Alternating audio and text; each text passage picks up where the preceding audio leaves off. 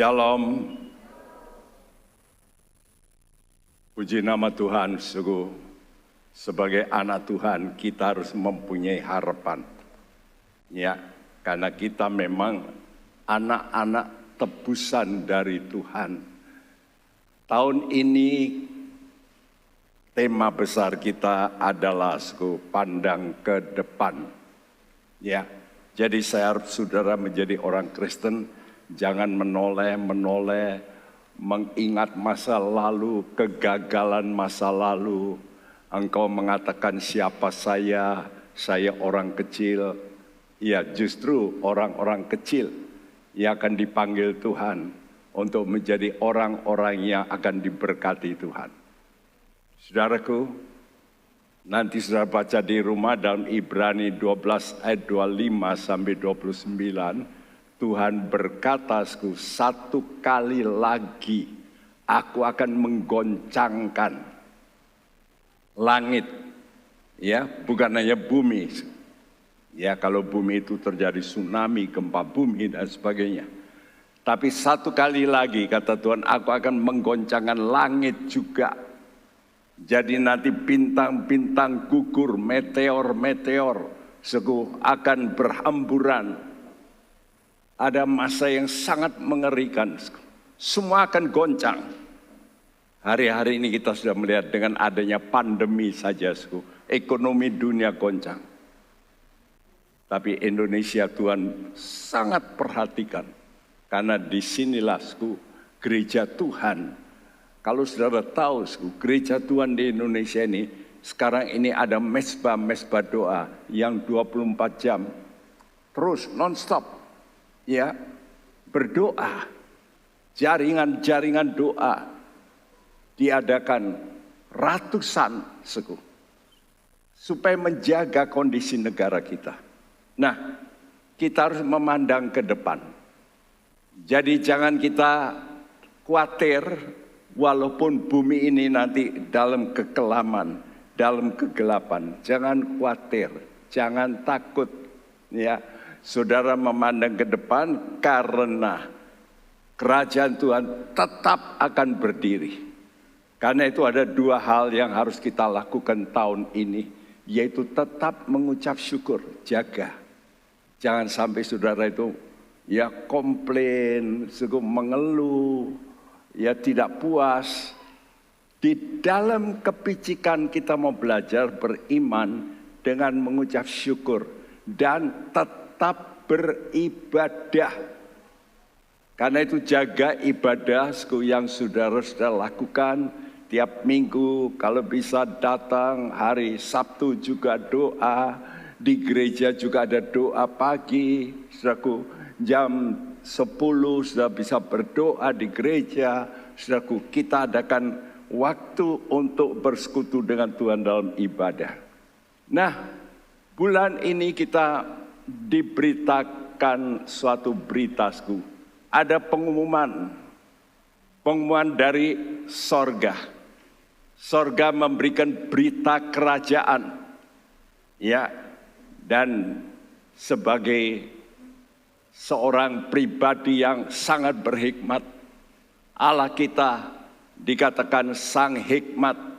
Dalam Amsal 8 dikatakan sang hikmat berseru-seru dari tempat tinggi. Dia memanggil orang-orang yang bebal, orang-orang yang tidak berpengalaman. Jadi siapa saja yang merasa dirinya ini perlu ditolong Tuhan, dia mesti mendengarkan panggilan Tuhan ini. Kenapa? Karena Tuhan ini mau mengubah hidup manusia. Siapa saja, entah dia orang yang pandai, yang bodoh, ya, yang kaya, yang rendah, asal dia mau merendahkan diri, mau mendengar panggilan Tuhan, Tuhan berkata, kamu akan kujadikan yang disebut gereja. Apa itu gereja? Gereja itu adalah kumpulan orang-orang, saudaraku, yang mau keluar dari sistem dunia ini.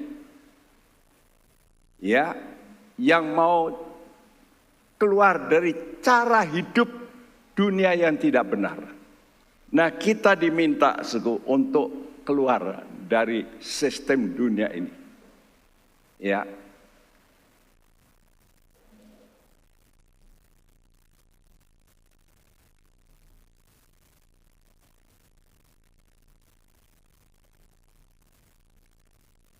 Ya, ada terganggu sedikit.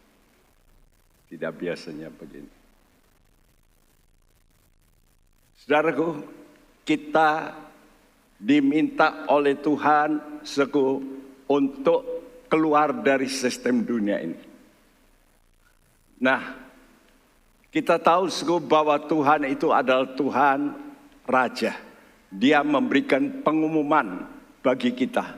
Pengumumannya apa, Pengumumannya ini, yaitu tiap orang yang mau dipanggil oleh Tuhan ada kesempatan untuk menjadi gereja. Apa itu gereja? Ya, the church, the bride of Christ.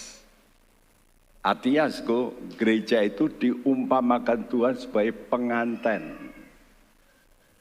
Ya, jadi kalau pengantin, ada orang. Saya masih ingat dulu saya tinggal di kota Surabaya.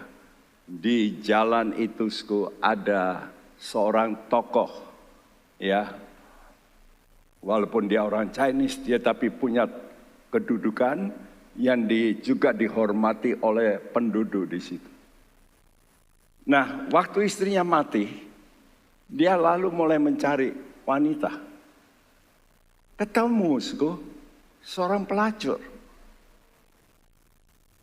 Pelacur. Jadi bayangkan, kalau pelacur, orang kalau lewat pasti sinis ya.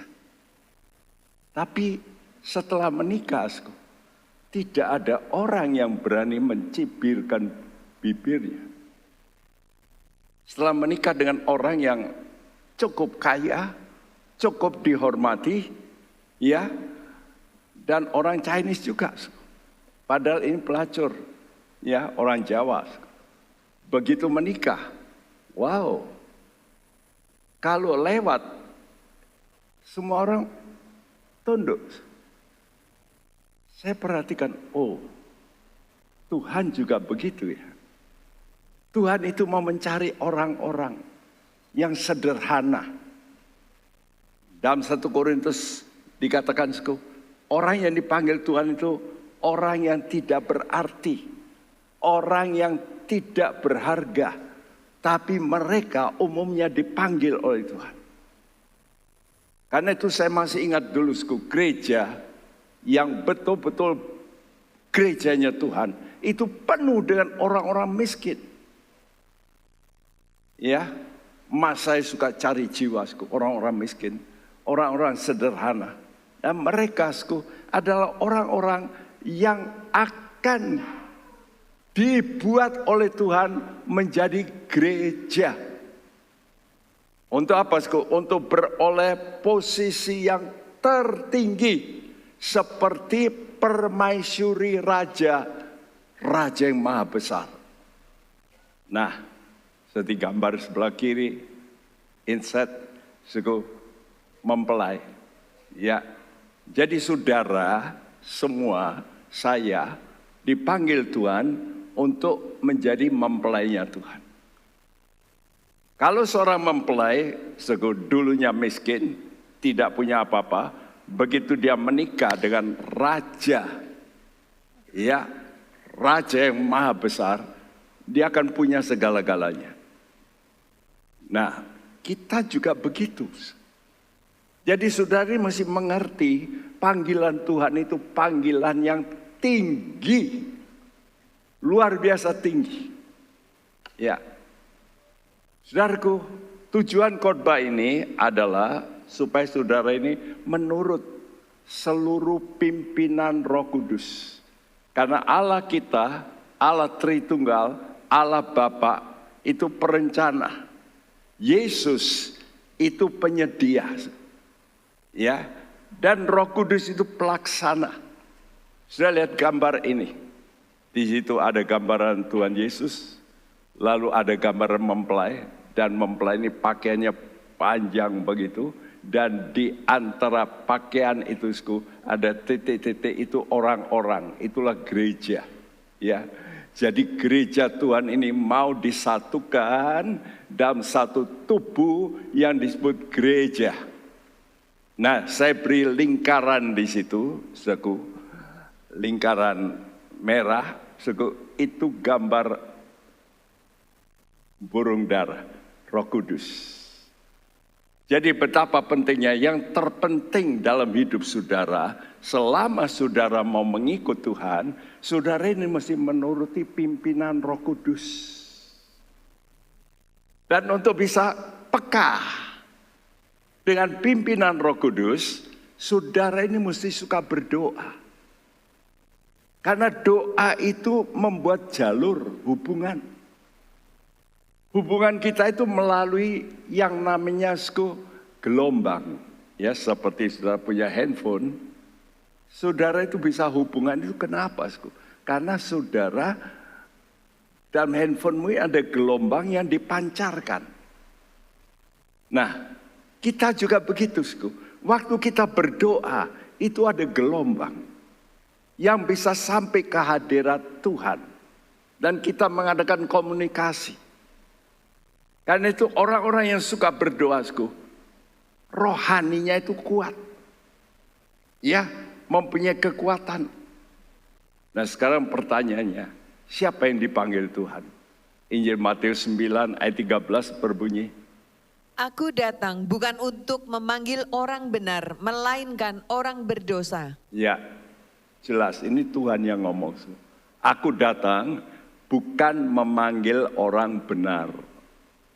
Jadi saudara kalau merasa saya sudah benar, saya benar, ya Tuhan kata saya enggak panggil kamu. Kalau kamu merasa saya ini kurang benar, ya banyak kesalahan, pikiran kita kadang-kadang menyimpang, yang enggak benar. Ini fakta hidup. Saudara ngaku apa tidak, saudara masih akui. Dalam pikiranmu itu, wah banyak hal yang kadang-kadang gak benar.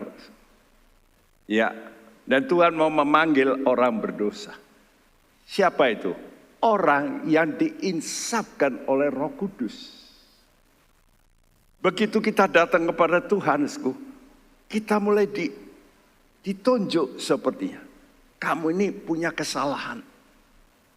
Ya mungkin kesalahan yang sudah perbuat yang lama muncul dalam pikiran. Iya, saya orang berdosa. Nah, dalam Alkitab kita membaca namanya kitab Ester. Kitab Ester menceritakan seorang yang ditawan. Ya, karena kerajaan Yehuda saat itu hancur. Dan ada satu keluarga yang tertawan, ikut tertawan. Nama keluarga itu adalah Mordekai. Dia mempunyai keponakan. Anak keponakan. Namanya Hadasah. Dan sudah ditinggal oleh orang tuanya. Jadi Hadasah ini yatim piatu. Dan orang buangan. Jadi orang buangan itu tidak mempunyai nilai. Ya, semacam budak. Saudaraku, namun waktu raja, yang namanya Raja Ahasveros itu Raja Persia, Raja dunia, dia mempunyai istri yang namanya Wasti. Satu hari, raja ini mengadakan pesta 180 hari. Pesta besar, setengah tahun. Ya, dia berbangga, punya daerah-daerah provinsi yang besar-besar 120. Itu kerajaan dunia. Ya, kerajaan Persia, saudaraku. Dan waktu dia mengadakan pesta, dia ingin menontonkan, mempertunjukkan istrinya yang sangat cantik, yang bernama Wasti. Dia panggil istrinya untuk tampil. Tapi istrinya waktu itu nggak mau. Wah, raja marah ya. Saya ini punya istri, saya suruh tampil untuk tunjukkan kepada masyarakat bagaimana istri saya ini cantik luar biasa. Tapi istrinya nggak mau. Di tengah-tengah itu dia marah bukan main. Lalu dia tanya kepada para penasehatnya, apa yang harus aku lakukan? Para penasehat berkata, wah, kalau seorang istri tidak tunduk kepada raja, celaka. Nanti apa kata orang? Ya, sudah kamu buang, kamu usir. Ya, dan di tengah kemarahan dia turunkan istrinya itu, permaisuri. Setelah beberapa lama raja ini mulai kehilangan ya istri, dan pembantunya melihat. Pembantunya berkata, yuk raja, dicari lagi seorang pengganti. Dan diumumkan di seluruh kerajaan, orang-orang siapa saja boleh mendaftar. Nah, Mordekai ini mendengar itu, dia punya keponakan cantik. Dia kata, yuk ikut daftar. Dan dengan cara ajaib, keponakan ini lalu bisa menjadi istri raja. Ya, Tuhan menggambarkan bayangan dalam kitab Nabi Sakaria, ya, dalam Sakaria 1 ayat 8, perkataan seperti ini. Seorang yang menunggang kuda merah yang sedang berdiri di antara pohon-pohon murad yang di dalam jurang. Ya, dalam penglihatannya dia melihat ada seorang naik kuda merah dan di dalam jurang. Di situ yang berdiri di antara pohon murad. Dan bukan kebetulan murad, pohon ini namanya hadas. Jadi hadasa ini seperti pohon murad ini satu bayangan. Tuhan mencari orang yang berada dalam lembah dosa. Orang yang tidak berharga, orang yang merasa saya bukan apa-apa. Mungkin ada di antara saudara yang ingin mati. Saya dulu ingin mati. Kenapa? Saya gagap. Karena itu saya merasa, kenapa ya yang lain kok bisa kalau ngomong enak gitu. Saya gagap. Saya minder sekali. Saya rasa, kenapa ya hidup ini kok begini. Saya ini dulu kepingin mati saja. Tapi disitulah saya ditemukan oleh Tuhan. Orang-orang yang merasa hopeless. Merasa tanpa harapan. Justru mereka, Tuhan kata, kamu, aku panggil. Jadi Tuhan itu ingin mengubah, mau memproses hidup kita. Yang tanpa harap ini berubah seperti hadasa. Nanti lain kali diganti namanya menjadi Esther. Esther artinya bintang. Saudaraku, Tuhan ingin supaya saudara menjadi bintang. Ya, karena itu relakan diri saudara untuk diproses. Ini penting. Dan banyak orang tidak mau diproses. Diproses itu sangat menyakitkan. Ya, harus menurut kepada yang memproses. Seperti kalau saudara menemukan bongkahan tanah, di situ ada emas, tapi bukan emas yang 24 karat pasti. Emasnya kadarnya rendah dan harus diproses melalui api. Ya. Nah, Tuhan juga memproses saudara dalam gereja oleh tangan. Ya, Tuhan kirim hamba-hamba Tuhan. Tuhan kirim Roh Kudus. Tuhan kirim firman Tuhan untuk membentuk hidup kita. Syaratnya apa, Sku? Syaratnya saudara yang mau diproses. Siapa saja. Entah dia orang pandai atau miskin atau rendah, bodoh, dia diproses. Nah kalau kita sedia, Sku, diinsafkan oleh Roh Kudus. Karena Roh Kudus ini bukan saja menginsafkan kita tentang dosaku, tapi dia menginsafkan kita tentang kebenaran. Ini loh yang benar sekarang. Karena itu kita ke gereja untuk mendengarkan, oh yang benar ini harus begini. Kalau ada orang salah kepada kita, kita tidak boleh balas. Ini kebenaran Tuhan. Saudara mesti mengampuni. Ya. Kalau sudah ada masalah kesalahan, saudara mesti mengaku. Nah, ini namanya kebenaran. Ada orang salah, tapi masih nggak mau ngaku. Ya, salah sama suami, salah sama istri, masih tidak mau minta maaf. Bahkan beberapa orang yang hutang, ketemu, diam aja. Mesti akan ngomong, maaf ya, saya belum bisa bayar. Nanti saya usahakan. Kan begitu ya. Jadi kita mesti belajar untuk benar. Dan untuk ini mari kita membaca dalam surat Filipi pasal 2 ayat 12 sampai 18. Di mana Tuhan ingin supaya saudara ini bisa menanggapi apa yang Tuhan ucapkan, sudah dengar, itu saudara tanggapi, saudara beri respons. Kalau saudara mulai menanggapi perkataan Tuhan, seringkali orang dengar perkataan Tuhan, tapi tidak menanggap. Saya harap semua di sini kalau mau naik tingkat, hidupmu akan berubah. Tidak seperti dulu. Saudara mendengar firman Tuhan, saudara mulai tanggapi. Oh, tadi perkataan Tuhan menyuruh begitu ya. Oke, saya akan lakukan.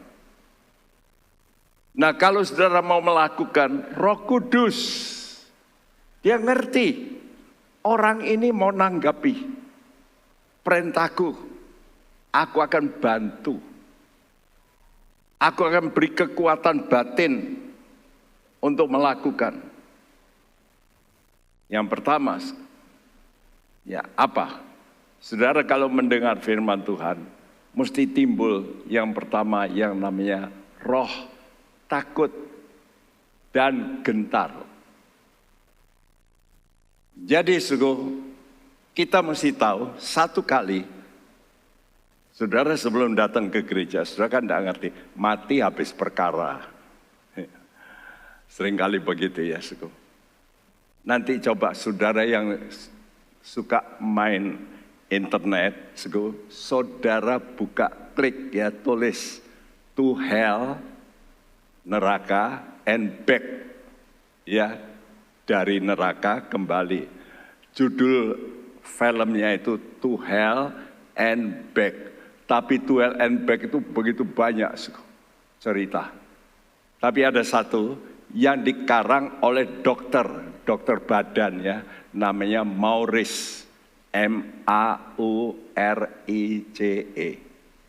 Jadi nanti banyak To Hell and Back. Nanti saudara klik yang Dr. Maurice.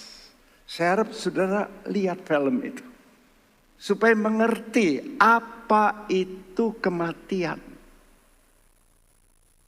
Ya.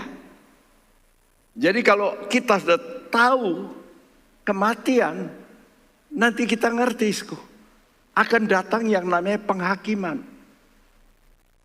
Karena Roh Kudus itu berfungsi tiga, menginsafkan kita akan yang salah, lalu menginsafkan kita yang benar, ini mestinya begini. Lalu yang ketiga, menginsafkan kita satu kali kita semua akan dihakimi. Karena itu jangan saya pikir mati habis perkara. Saya utang banyak, dah bunuh diri.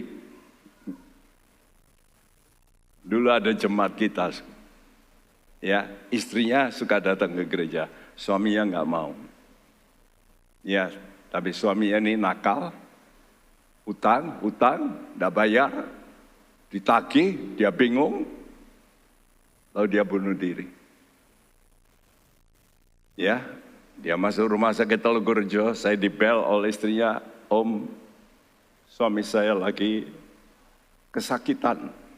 Saya datang, saudara tahu, dadanya ini terbuka, ya, dibuka bajunya, merah, dari mulutnya keluar darah, merah, matanya ya sedang ya mendelik begitu, melihat saya. Saya berkata, kenapa? Istrinya berkata, bunuh diri, Pak Bekti. Kenapa kau bisa begini? Minum soda api, bukan air soda, soda api. Lalu karena itu pecah pembuluh darahnya, merah semua. Ya sebentar lalu dia mati. Kenapa? Karena dia sudah tahu, gak ada jalan, mati saja. Dia tidak tahu mati itu bahaya kalau belum siap. Saya beri tulisan di bawah di sini, surat Efesus 5 ayat 23. Nah ini perintah Tuhan untuk istri.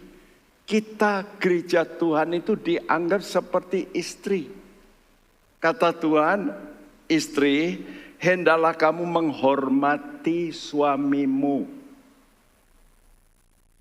Karena itu saudara-saudara dalam keluarga juga suami istri, kalau seorang istri sudah mau menikah dengan suami, pilih yang betul. Ya, pilih yang betul, yang lebih dewasa, yang bisa cari duit, yang betul-betul bisa menghidupi. Jadi jangan pilih asal senang, tidak peduli dia kerja apa. Sudah mesti pilih, mikir. Dia ini nanti akan menjadi kepala keluarga. Nah kalau kepala keluarganya brengsek bagaimana? Susah ya. Karena itu Filipi pasal 2 ayat 12 dan 13 berbunyi. Hai saudara-saudaraku yang kekasih, kamu senantiasa taat, karena itu tetaplah kerjakan keselamatanmu dengan takut dan gentar, bukan saja seperti waktu aku masih hadir, tetapi terlebih pula sekarang waktu aku tidak hadir. Karena Allah lah yang mengerjakan di dalam kamu baik kemauan maupun pekerjaan menurut kerelaannya. Ya, Paulus sebagai seorang hamba Tuhan berkata, hai saudara-saudaraku yang kekasih. Paulus ingin supaya gereja itu sebagai saudara yang kekasih. Karena saudara semua nanti kalau mau diubah oleh Tuhan, kita semua nanti akan bertemu dengan Tuhan di sorga. Kita ini menjadi satu kelompok umat yang betul-betul bahagia. Ya. Dan Tuhan berkata, kerjakanlah keselamatanmu dengan takut dan gentar. Kata takut itu bukan berarti saudara ketemu polisi, saudara salah, bukan. Takut ini berarti saudara mempunyai rasa hormat. Contohnya, kalau ada orang besar datang, kita hormat. Rasa ada segan. Nah, kita perlu segan kepada Tuhan, takut ya. Dan kata Tuhan, Paulus, kamu jangan takut hanya kalau ada pendeta. Sini, bukan saja waktu aku hadir, tapi terlebih pula sekarang waktu aku tidak hadir. Saya pernah kunjungi seorang jemaat kami, ke rumahnya, saya kunjungan, dan waktu itu dia sedang duduk, kakinya naik, baca koran begitu. sambil rokokannya. Begitu lihat saya, dia bingung. Wah, Pak Bekti datang. Rokoknya ini mau taruh mana ini kan nggak baik rokokan ya di depan pendeta. Dia bingung, dia taruh langsung masukkan di celananya. Habis itu dia, nah saya ketawa sih. Nah rokok kok dimasukkan celana ya kepanasan. Kenapa kok takut sama saya? Kok enggak hormat sama Tuhan? Nah banyak orang itu hanya punya rasa sungkan kalau ada orang yang kelihatan. Padahal saudara tahu Tuhan itu maha hadir. Kita mesti belajar untuk selalu sungkan dengan Tuhan. Kalau kita salah. Nah itu namanya saudara punya hati, punya iman. Saudara percaya Tuhan itu ada. Surat Ibrani berkata, ya, orang kalau mau diperkenan oleh Allah, dia mesti yakin Allah itu ada. Allah ada di mana? Di mana-mana. Di kamarmu, di tempat tidurmu, dia ada. Karena itu hati-hati. Nah itulah orang yang punya respek, hormat sama Tuhan. Kalau cara hidup demikian, saudara itu mempunyai iman yang baik. Seperti Mazmur 33 ayat 8 dan 9 berkata, biarlah segenap bumi takut kepada Tuhan. Biarlah semua penduduk dunia gentar terhadap Dia. Sebab Dia berfirman, maka semuanya jadi. Dia memberi perintah, maka semuanya ada. Tuhan itu kalau memberi firman, jadi. Dia beri perintah, lalu terjadi, ada. Nah kita mesti takut kepada penguasa bumi Tuhan. Dia yang pegang yang namanya maut, kunci maut. Kenapa orang bisa mati muda? Karena Tuhan kata, wah ini sudah tidak bisa saya perbaiki. Cabut nyawa. Tuhan yang menentukan itu Tuhan. Karena itu kita jangan main-main dengan Tuhan. Kita mesti punya rasa takut pada Tuhan. Ya, nah dengan roh takut itu mendorong saudara untuk melakukan sesuatu yang baik. Seperti dalam surat Ibrani 11 ayat 7 tidak perlu kita baca. Waktu Tuhan berkata pada Nabi Nuh, aku sudah melihat dunia ini penuh dengan dosa. Aku mau kirim banjir, mau menghabisi seluruh manusia. Kamu harus membuat bahtera. Ya, zaman dulu ya, membuat bahtera yang panjangnya 300 hasta, 150 meter, bayangin. 150 meter itu 2 kali ini, mungkin dari sana sampai ujung sana, saya mungkin 75 meter, ini 2 kali. Kapal ya, zaman dulu tidak ada gergaji, tidak ada apa yang hebat-hebat, disuruh membuat yang besar begitu. Dikatakan, didorong roh takut akan Tuhan. Bahasa Indonesia, sayang bahasa Indonesia terjemahnya dikatakan dengan taat, tidak ada kata-kata ini, didorong oleh roh takut akan Tuhan. Saudara kadang-kadang dikasih tahu sama dokter, hati-hati ya, kamu ini sudah ada penyakit ini, jangan makan ini loh. Saudara tahu, rasa takutmu mendorong engkau bisa tidak melakukan makan sesuatu yang dilarang, betul enggak? Jadi dari rasa takut itu, saudara itu didorong untuk melakukan sesuatu. Apa, saudara? Saudara didorong untuk melakukan persiapan. Kalau Tuhan akan menghukum dunia ini, saudara itu siap.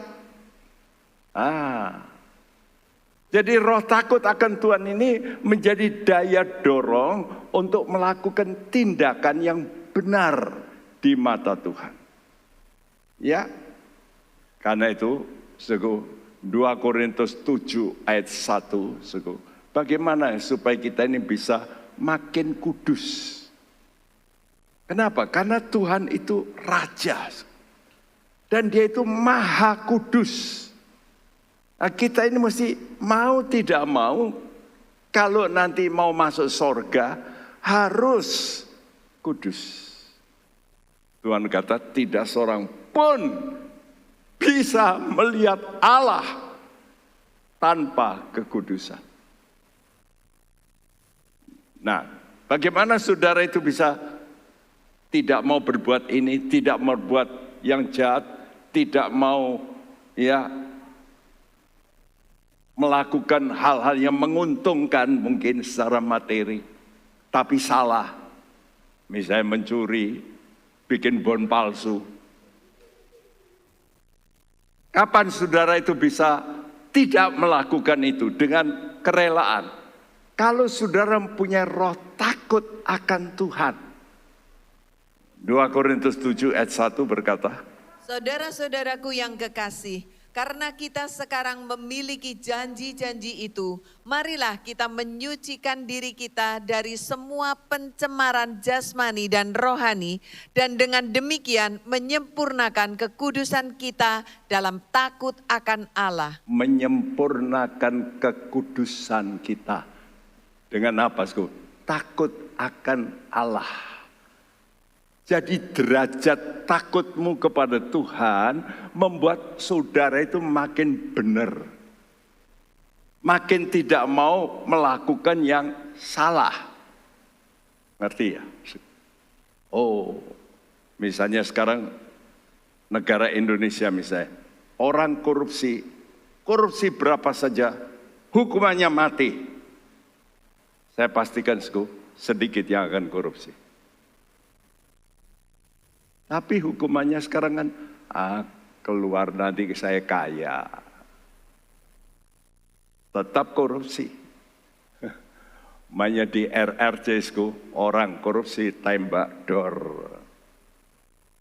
Udah. Nggak ada pembela, ya.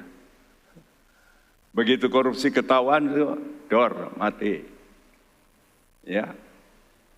Narkoba jual, dor, mati. Makanya lalu orang takut. Ya, saudara. Nah, kita ini mau dekat dengan Tuhan. Tuhan itu Maha Kudus. Nah, kalau kita mau dekat dengan Tuhan, kita mesti, kalau gitu saya nanti ketahuan. Apa saja ketahuan. Karena Allah itu Maha tahu. Nah, kalau sudah mengerti itu, timbul rasa takut akan Tuhan. Saudara itu walaupun orang tidak melihat, saudara tidak mau melakukan yang salah. Ya, ini penting.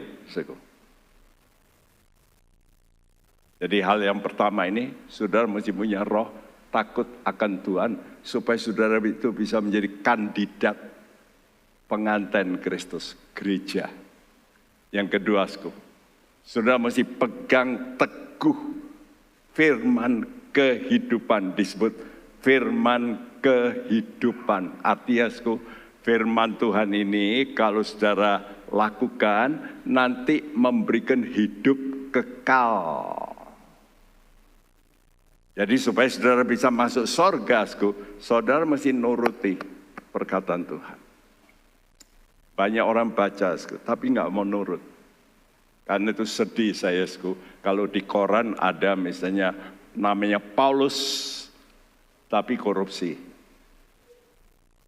Dulu ada namanya Filipus, pembunuh. Waduh, namanya Kristen, tapi pembunuh. Wah, menyedihkan. Ya.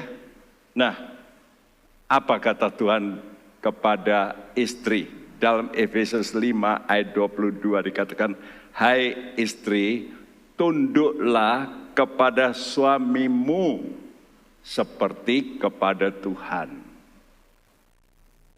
Jadi seorang istri kalau mau nikah dengan namanya seorang suami, dia mesti tahu resikonya. Saya mesti belajar tunduk. Keputusan terakhir itu suami saya. Ya, ini bagi istri-istri supaya bisa dengar ini. Kenapa demikian? Karena memang Tuhan desain begitu. Ya, supaya ada satu aturan. Ya. Tapi bukan suami ini lalu semena-mena. Karena Tuhan juga berkata, suami, kamu ada kepala yaitu Kristus. Kamu mesti tunduk sama Tuhan. Nah, makanya suami-suami juga mesti tunduk sama Tuhan. Istri tunduk sama suami. Nah, seperti tadi, Wasti itu diperintahkan untuk datang, untuk ditunjukkan kecantikannya. Dia nggak mau. Mau, aku kok dipertontonkan. Wah, raja marah. Nah sama ya. Kalau sekarang kita itu menghargai Tuhan, apa yang Tuhan ngomong, meskipun susah, saudara mesti tunduk. Contohnya, saudara ini disakiti oleh orang. Saudara tidak boleh balas. Ini Alkitab ngomong, jangan balas. Kalau ada orang maki kepada Anda, jangan balas maki. Nah, saudara mau tunduk nggak sama Tuhan? Ini penting. Ya. Nah, karena itu sekarang kita gandengkan dengan Filipi tadi. Filipi 2 ayat 14 sampai 16 berkata, lakukanlah segala sesuatu dengan tidak bersungut-sungut dan berbantah-bantahan, supaya kamu tiada beraib dan tiada bernoda, sebagai anak-anak Allah yang tidak bercela di tengah-tengah angkatan yang bengkok hatinya dan yang sesat ini, sehingga kamu bercahaya di antara mereka seperti bintang-bintang di dunia, sambil berpegang pada firman kehidupan, agar aku dapat bermegah pada hari Kristus, bahwa aku tidak percuma berlomba dan tidak percuma bersusah-susah. Iya, saudara, perintah ini dikatakan kepada kita gereja sebagai istri, calon istrinya Tuhan. Kalau mau masuk surga itu seperti istri begitu. Sudah nanti akan mewarisi kekayaan yang hebat, memerintah bersama dengan Tuhan, tapi dengan syarat sudah mesti tunduk sama Tuhan. Nah, bagi seorang suami, kenapa Alkitab ini mengatakan ini? Karena ini masalah. Ya, saya waktu baca ini bersungut-sungut. Kenapa orang Israel itu banyak yang mati di padang gurun? Karena bersungut-sungut. Cuma bersungut-sungut tuh. Nggak membunuh loh. Ya, tapi bersungut-sungut. Hukumannya mati. Mulut kita ini bahaya. Ya, nah, saudara tahu, sebagai mempelai laki-laki, Tuhan itu mencari kandidat pengantin, yaitu gereja Tuhan, yang punya standar. Standarnya begini, jangan bersungut-sungut. Ya, kita mesti belajar ya. Karena itu saudara, orang kalau di rumah suka ngomel, itu mau dikurangi ngomelnya. Karena Tuhan tidak senang punya namanya jemaat gereja Tuhan yang ngomel. Coba tanya sama suami-suami, suka enggak punya istri yang ngomel aja. Suaminya sudah kerja keras, memang dia pegawai yang rendah, dapatnya sedikit. Kok enggak seperti tetangga toh? Televisinya gede. Kok enggak seperti tetangga kamu ini? Ya, punya mobil yang bagus, ngomel terus. Nah, gimana? Nah, dulu kok kawin sama dia begitu ya? Kan mesti mikir, ya. Nah, kita ini mau dengan Tuhan. Dalam Amsal 21 ayat 9, persis ditulis 2 kali. Amsal 25 ayat 24. Saudaraku, dikatakan lebih baik tinggal di soto rumah daripada bersama dengan istri yang suka bertengkar. Yang ngomel begitu, bersungut-sungut, berbantah-bantah. Ya. Jadi kalau begitu bagaimana, Ini, kita ini punya firman Tuhan. Namanya firman kehidupan. Ya. Nah, firman kehidupan mengajar kepada kita apa, Kita mesti belajar bersyukur kapan? Paulus berkata, bersyukurlah kapan? Senantiasa. Yuk, anak-anak Tuhan di gereja ini belajar mulai sekarang, apapun yang terjadi, sakitkah, ya, apa, belajar bersyukur, kekurangan uang mungkin bersyukur, ya, loh, kok bersyukur terus gimana? Artinya, saudara itu nerima, tentu ini ada warning, peringatan. Saya mesti ngubah apa ini? Kenapa saya begini? Tentu Tuhan mau supaya saya berubah. Nah, gitu. Bersyukur gitu. Ya. Sekarang ini kalau saya mendengar beberapa orang kesaksian, syukur ya. Saya dulu sering dihajar oleh orang tua saya. Sekarang saya jadi sekarang baik. Nah, dia bisa bersyukur. Ya. Saudara, nah karena itu antisipasilah waktu saudara itu mengalami masalah hidup. Saudara itu jangan, ya sudah terserahlah. Nasibku memang buruk. Bukan. Saudara mesti membuka Alkitab. Sekali tadi dikatakan pegang firman kehidupan. Ya, karena itu antisipasi derita hidupmu itu dengan firman kehidupan. Kenapa? Karena firman Tuhan ini mengajar kepada kita untuk bisa tahan bantingan. Menjadi orang Kristen yang bukan cengeng. Ya. Menjadi orang Kristen yang tidak seperti biasa manusia. Kita harus di atas mereka rata-rata. Kita harus bisa mengatasi masalah. Ya. Karena itu dalam Roma 15 ayat 2-4 berkata, setiap orang di antara kita harus mencari kesenangan sesama kita demi kebaikannya untuk membangunnya. Karena Kristus juga tidak mencari kesenangannya sendiri, tetapi seperti ada tertulis, kata-kata cercaan mereka yang mencerca engkau telah mengenai aku. Sebab segala sesuatu yang ditulis dahulu telah ditulis untuk menjadi pelajaran bagi kita, supaya kita teguh berpegang pada pengharapan oleh ketekunan dan penghiburan dari kitab suci. Nah, Tuhan memberi contoh dirinya. Dia datang ke dalam dunia sebagai Allah pencipta, tapi dicerca. Lalu bagaimana sikap Yesus? Marah-marah, maki-maki waktu dia disalib? Enggak. Dia berkata apa? Bapa, ampunilah mereka. Nah, kita diminta oleh Tuhan ya. Kata-kata cercaan mereka yang huruf putih itu, mencerca engkau, mencerca Yesus telah mengenai aku.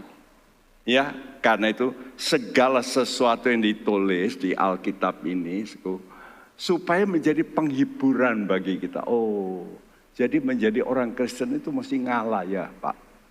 Benar. Kita ini mesti sabar. Tapi tidak berhenti loh episodenya. Sementara dalam dunia engkau mengalami derita, jangan khawatir. Itu hanya sebentar saja. Kata Tuhan, berbahagia orang yang mau difitnah daripada memfitnah. Berbahagia orang yang dicuri daripada mencuri. Jadi saudara mesti tahan. Wah, itu tidak gampang ya. Tapi kita belajar. Nanti kita baca Alkitab, oh begitu. Nah, mengikut Tuhan itu berarti mengikut Yesus. Yesus saja mau menderita. Ya, sekarang ada penderitaan kalau orang menikah. Zaman sekarang ada orang-orang yang berkata, saya kalau menikah boleh, tapi saya nggak mau punya anak. Why? Kenapa wanita tidak mau punya anak? Hah? Takut apa? Sakit bersalin. Saya kasih gambar ini.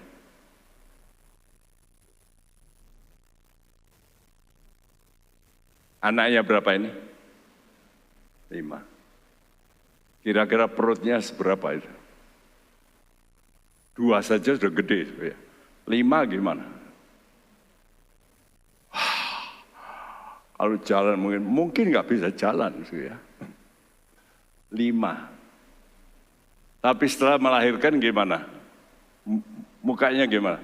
Cemberut apa ketawa? Ketawa. Ya, aneh ya. Banyak orang bule nggak mau ya, biasanya nggak sampai begitu, paling 2. Tapi ini pasti bukan orang bule, betul nggak? Mukanya saja kelihatan. Nah sekarang saudara saya tunjuk satu gambar lagi, lebih dahsyat.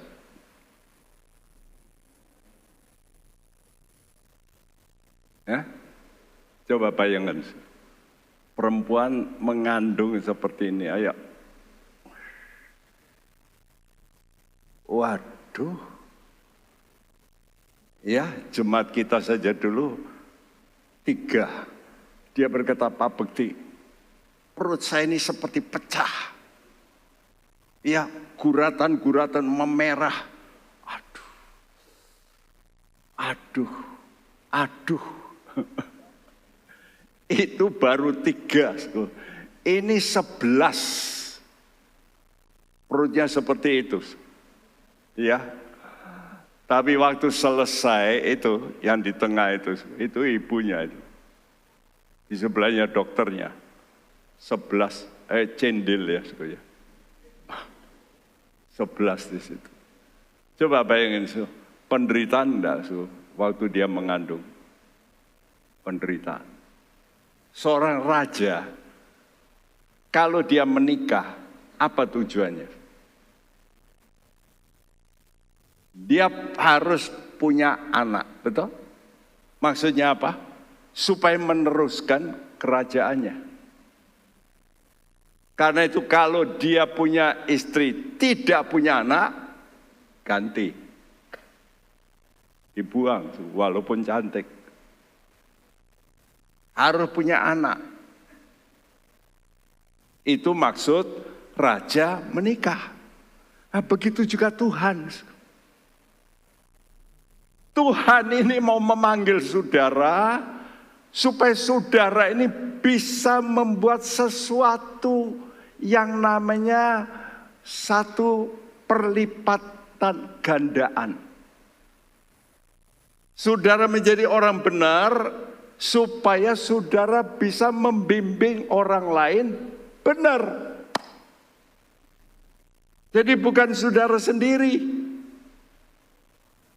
Itu sebabnya sudah dipanggil Tuhan menjadi pengantin semacam itu. Tapi penderitanya bukan fisik seperti ini. Penderitaan batin. Kalau sudah mengikut Tuhan itu, saudara mesti belajar untuk mau menderita. Menderita untuk membimbing orang benar. Karena itu orang benar kalau masuk satu kelompok di pemerintah, mesti dibully. Betul? Lihat aja yang terjadi. Ya. Di pemerintahan kita, pejabat yang benar dimusuhi. Aneh ya. Dan memang begitu. Ya. Yang bagus malah dimusuhi. Ini fakta hidup. Tapi saudara mau enggak? Walaupun dimusuhi, saudara berkata, puji Tuhan. Saya tahu nanti hasilnya dahsyat. Ya seperti ini. Lihat ini wanita bergembira. Ya.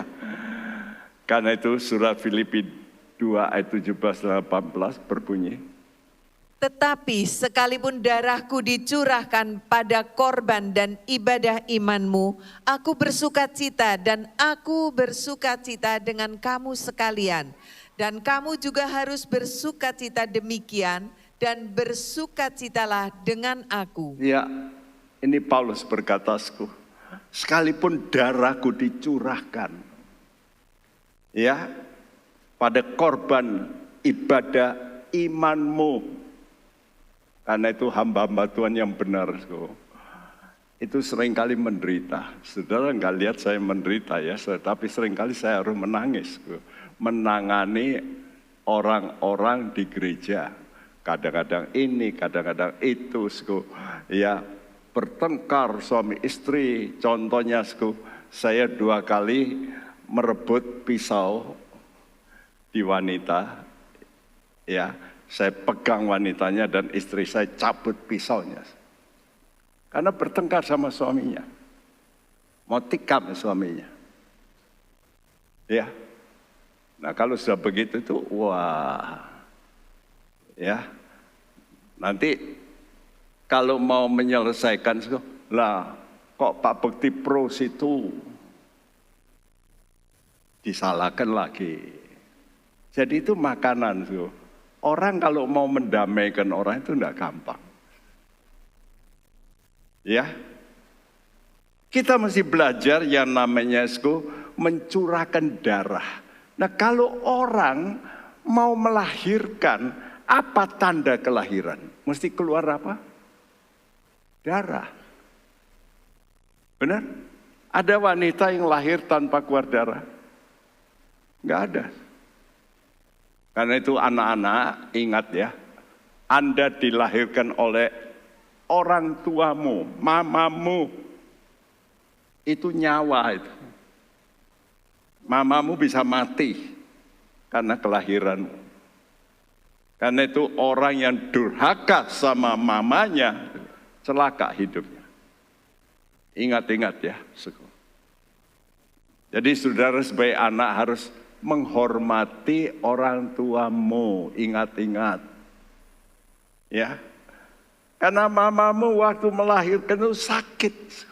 Dan pasti keluar darah. Itu nyawa. Nah kita mesti mengerti ini. Nah sama, sekarang kita dengan Tuhan, ya kita harus mau belajar menderita waktu kita membimbing orang lain. Karena itu saudara yang menjadi pimpinan Komsel, kadang-kadang saudara itu, orang ini sudah ditolongi kok masih neko-neko, berbuat ini, berbuat itu, ya gosip, memang. Karena itu saya harap saudara yang ingin menderita karena benar, ayo ikut jadi pelayan Tuhan, jadi pimpinan Komsel. ya leader cell, ya begitu. Itu membuat saudara nanti bisa sukacita. Seperti Yohanes 16 ayat 21-22 tadi, seorang perempuan itu berduka cita saat melahirkan. Memang, tapi setelah melahirkan, saya rasa semua gambar-gambar tadi, 11 anak masih bisa tertawa. Kenapa, sukacita. Nah, ini penting ya, supaya saudara ini mempunyai pikiran yang benar ya. Karena itu saudaraku, kita menjadi anak-anak Tuhan harus tahu ayat terakhir ini kita baca.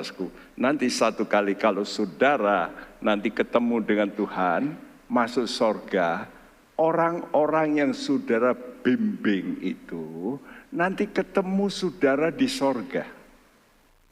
Nah, orang-orang yang dibimbing itu nanti ketemu saudara, dan orang-orang itu akan berkata, Tuhan Yesus, ini loh yang bawa saya, sehingga saya ini bisa benar hidup saya. Saya nanti bersuka cita, pasti ada beberapa saudara nanti kalau ke sorga, di sorga akan berkata, ini loh Tuhan, Pak Bekti ini dulu membimbing saya dulu salah jalannya, dengar khotbah, saya bisa berubah. Wah, saya akan mendapat hadiah besar. Ayo, saudara juga lakukan itu. Seperti 1 Tesalonika 2, ayat 19-20, ayat terakhir kita bacakan. Sebab siapakah pengharapan kami atau sukacita kami atau mahkota kemegahan kami di hadapan Yesus Tuhan kita pada waktu kedatangannya, kalau bukan kamu, sungguh kamulah kemuliaan kami dan sukacita kami. Iya, sungguh kamu sukacita kami. Siapa itu? Orang-orang yang dimenangkan oleh Paulus, yang dibenahi hidupnya, yang dulunya rusak tapi jadi baik menurut Tuhan. Itu sukacita. Ya, karena itu saudara, membimbing orang itu sangat penting. Dalam Daniel 12 ayat 4 dikatakan, orang yang menuntun orang banyak pada kebenaran jadi seperti bintang-bintang. Itulah Esther. Bintang, Esther, kata Esther dari bintang.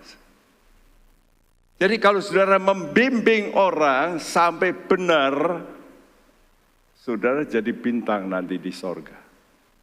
Artinya sudah ditempatkan kedudukan yang tinggi.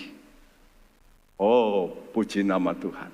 Yuk mari kita jangan khawatir kalau saudara menderita, karena benar. Tidak apa-apa, cuma sebentar di dunia ini.